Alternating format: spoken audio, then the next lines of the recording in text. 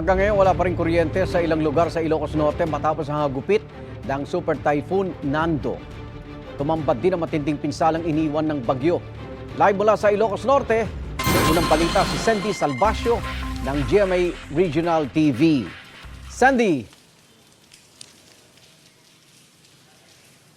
Igan, kagabi ay nakaranas tayo ng malakas na ulan at hangin bunsod nga nitong Super Typhoon Nando dito sa lalawigan ng Ilocos Norte. Sa mga oras na ito, pagputok pa lang ng liwanag ay bahagya na ring kumakalma ang lagay ng panahon.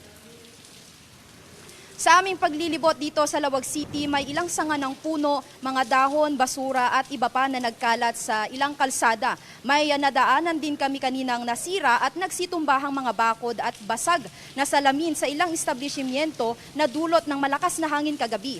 Ilang bahagi rin ng probinsya ang nawalan ng supply ng kuryente kahapon hanggang ngayon. Dahil dito ay inanunsyo ng Ilocos Norte Electric Cooperative na pansamantala muna nilang ititigil ang mga ginagawang power restoration sa buong probinsya upang matiyak din ang kaligtasan ng mga line workers. Nakataas pa rin ang storm surge warning sa Ilocos Norte kaya naman tuloy-tuloy rin ang abiso ng mga otoridad sa mga residenteng malapit sa mga tabing dagat na lumikas na sa mga evacuation center malapit sa kanilang barangay. As of 8 p.m. naman kagabi, nasa 738 na pamilya o hindi bababa sa 2,000 individual ang inilikas na sa iba't ibang lugar sa probinsya. Ayon din sa PDRRMO, kinailangan na rin magpatupad ng forced evacuation kahapon sa mga residenteng nasa critical areas. May mga naibahagi na ring family food packs at hygiene kits sa mga apektadong residente. Ngayong araw ay wala pa rin pasok ang mga mag-aaral sa lahat ng antas sa mga probinsya ng Ilocos Norte at Ilocos Sur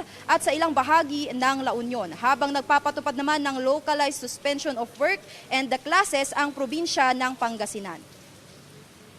Igan, as of 6 p.m. kahapon ay may mangilang LGUs na rin na nagsumite ng kanilang agricultural damages. Pinakamalaking napinsala ay itong bayan ng Bintar sa Ilocos Norte na kung saan umabot sa mahigit 2 milyong piso ang napinsalang mga taniman at palayan sa lugar. Ayon din sa lokal na pamahalaan, nabanggit nga nila na ang mga datos na ito ay inisyal pa lamang, lalo't kagabi naranasan yung pinakamalakas na hagupit nitong Super Typhoon Nando. Yan muna ang mga unang balita mula rito sa Ilocos Norte. Balik sa iyo, Igan. Maraming salamat at ingat, Sandy Salvacio ng GMA Regional TV. Igan, mauna ka sa mga balita, mag-subscribe na sa GMA Integrated News sa YouTube para sa iba't ibang ulat sa ating bansa.